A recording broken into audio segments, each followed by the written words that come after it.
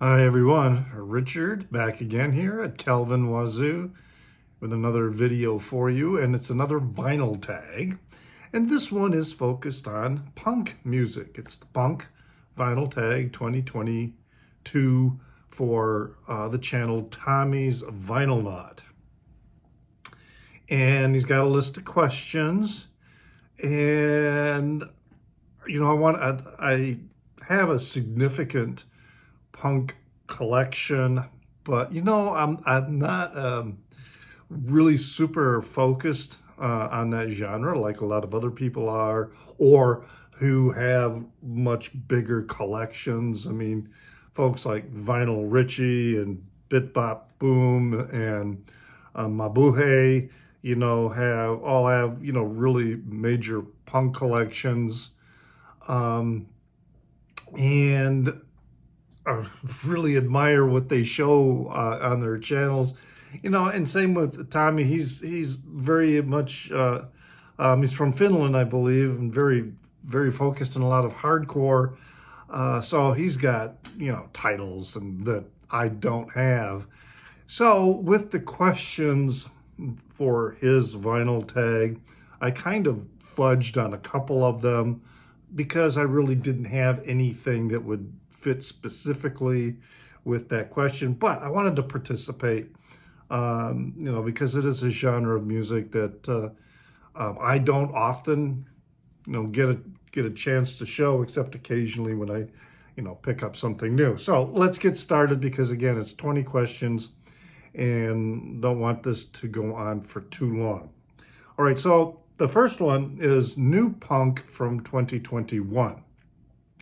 And I don't have any, like brand new releases from 2021 that are in the punk genre.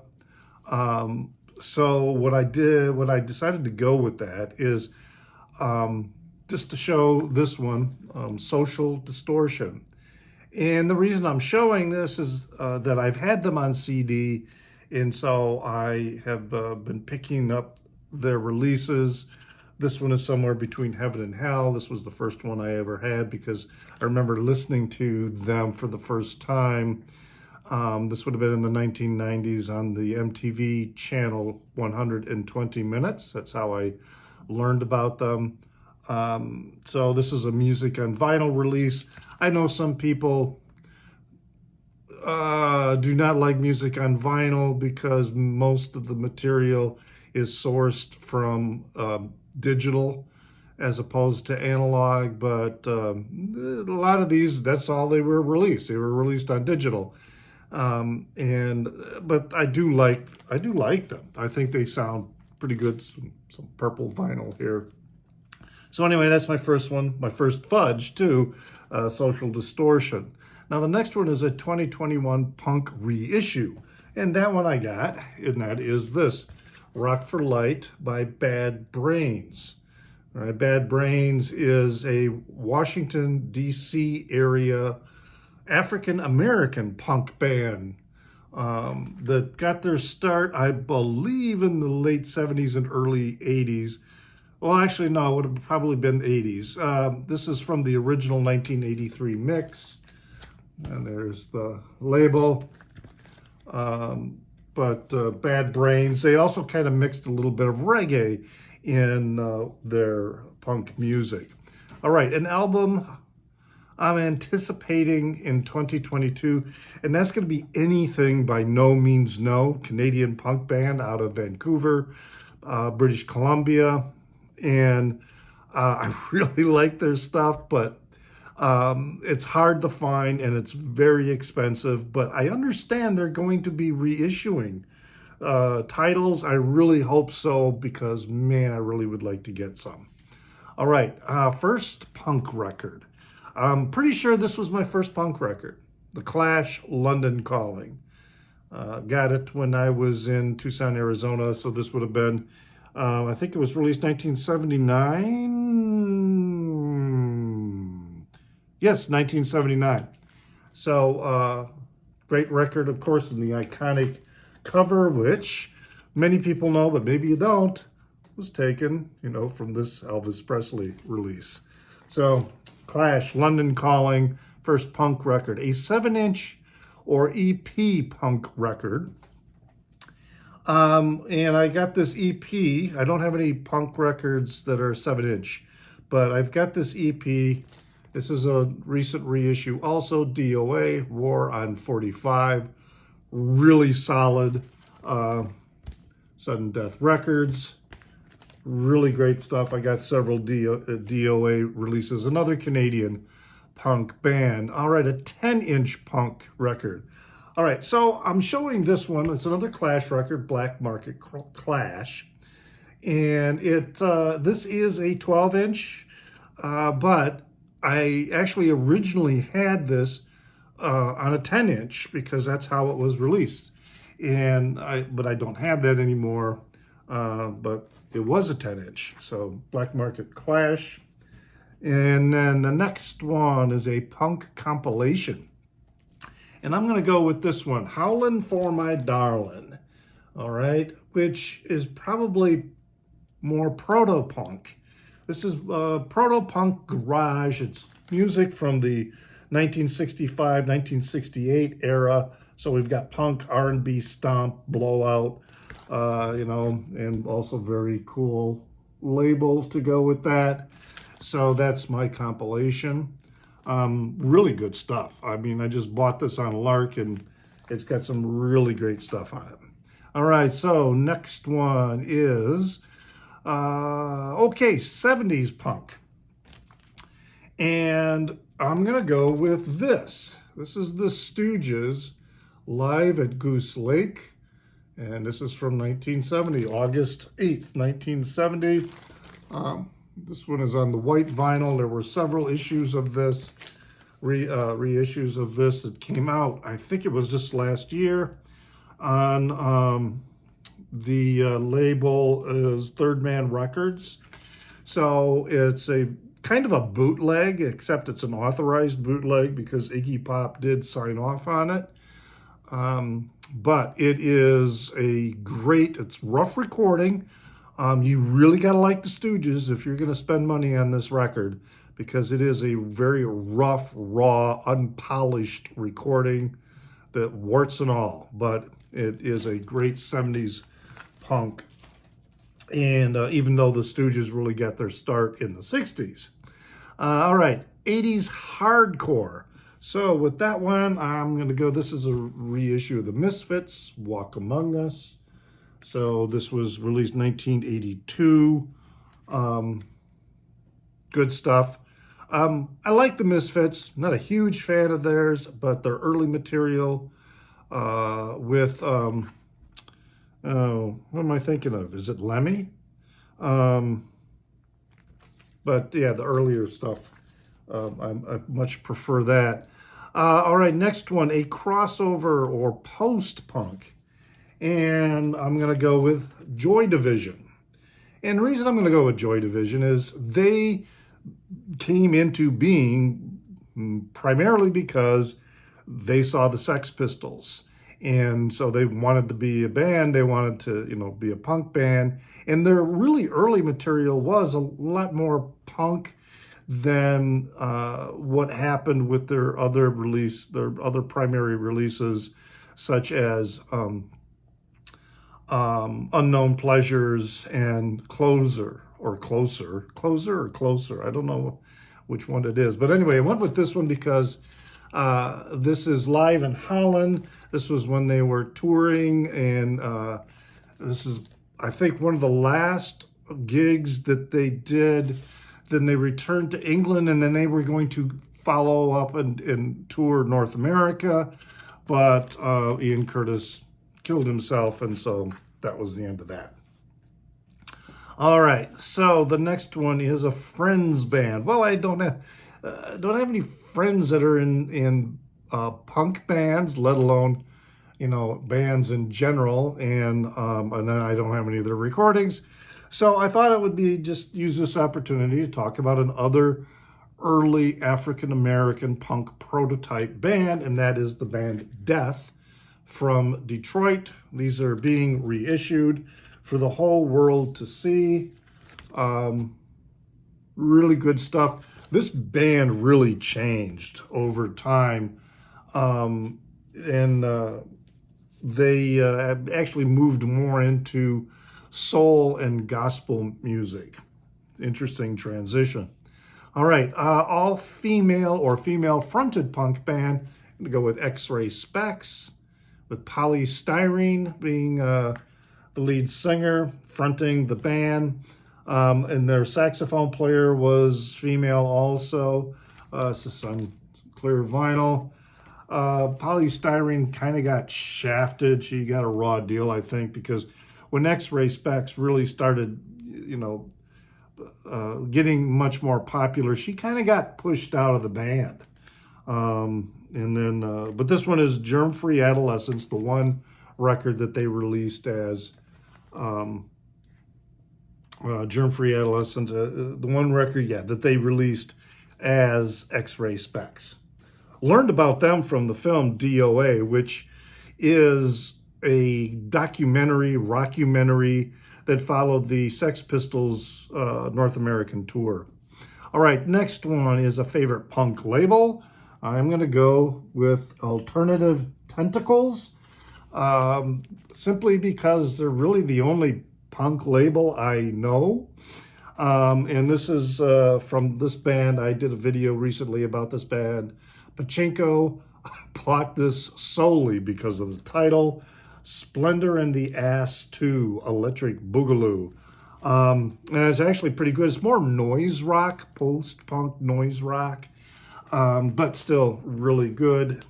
And Alternative Tentacles has many, many, many punk titles in their catalog, which you can find online. All right, next one is a do-it-yourself or self-release punk record. Well, this kind of fits. I'm going to go with this Pure Hell, another early African-American band from Philadelphia. They had a number of singles in the 70s, very much kind of a hardcore. This is 1978 recordings. They're considered, if not the first black punk band, one of the early ones, so, like Death. But their material was always all released on singles. It never was released on record until recently. And you can get this really good stuff. This is on the Beat Generation label here. So that's my do-it-yourself or a self-released punk band, Pure Hell. All right, my most valuable punk record. Well, this is not pure punk. It's considered kind of punk, but as the hype sticker that I got here says they call it socio-political jazz rock. It is a little more punk to me than jazz rock. But yeah, Minutemen, double nickel on the dime, median price, right? And I bought this new when it was released, and I paid a normal price for it. It's a double album, so I probably paid somewhere around $25 to $30. But the median price right now is $110 for this. Have no idea really why the price escalation. But also another one this is a kind of a reissue of the band No Fucks. It says, NOFX, but to me that's No Fucks. And the original album is Heavy Petting Zoo, and they did this other reissue of it, which they called Eating Lamb, on this kind of a red epitaph label. So this one is median price is around $65, and I paid, I think, around $40 for it. But anyway, good stuff. All right, next one, a local punk band. Well, Naked Raygun is from Chicago, and their catalog is being reissued. This is one of their records. This is their third one, I believe, from 1988. Yes, third. This is their third release, Jettison. And it looks like, doesn't say on here which This could qualify as maybe a self-release also. I can't remember what the record label is. But anyway, yeah, Naked Raygun, from the Chicago punk scene. Then we've got a punk band with a fun name, and Pansy Division, right? Plus, this is a fun cover. So yeah, this is Deflowered. Very popish punk, if there's such a category like that. Good stuff. This particular one was not engineered by Steve Albini, but a couple of other records were engineered by Steve Albini. So yeah, Pansy Division, Deflowered for my fun title. And next is a record bought at a gig. Okay, I didn't buy any records at a gig, but I did eventually buy this record because of a gig. The short story is, and so you get the idea of the story. This is the Alley Cats. They were an LA punk band in the late 70s. And this is Nightmare City. And what's the record label? Time Coast Records. All right, so yeah, LA area band. And the thing is with the Alley Cats is I was living in Tucson. This would have been 1978, 79. And a friend said, hey, there's this band, the Alley Cats. We got to go see them. You know the Alley Cats, right? So we were all thinking Stray Cats, which were, really big at that time.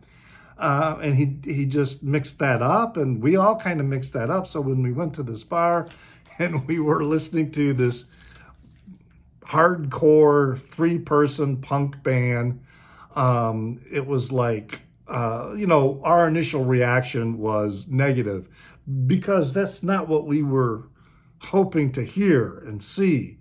But later, I started listening to them again, and I actually liked their music. So yes, the Alley Cats, Nightmare City.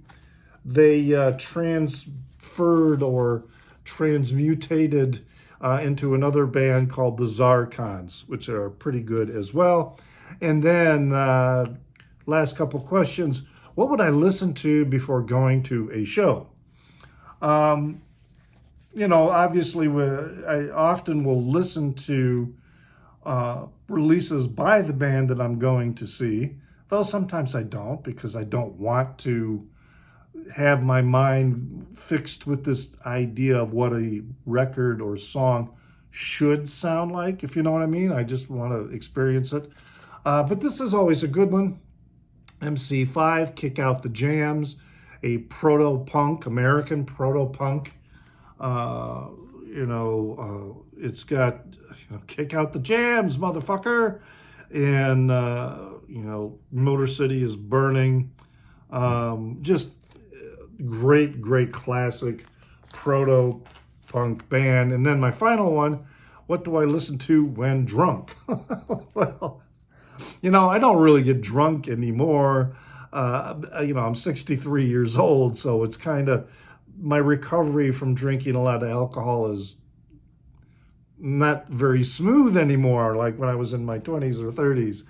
But yeah, I'll drink while I'm listening to Dead Kennedys. And this one is In God We Trust Incorporated, which love the song Nazi Punks Fuck Off. So there we go, the Dead Kennedys. And now, so there you go. That's my contribution to the punk vinyl tag that Tommy's Vinylnaut.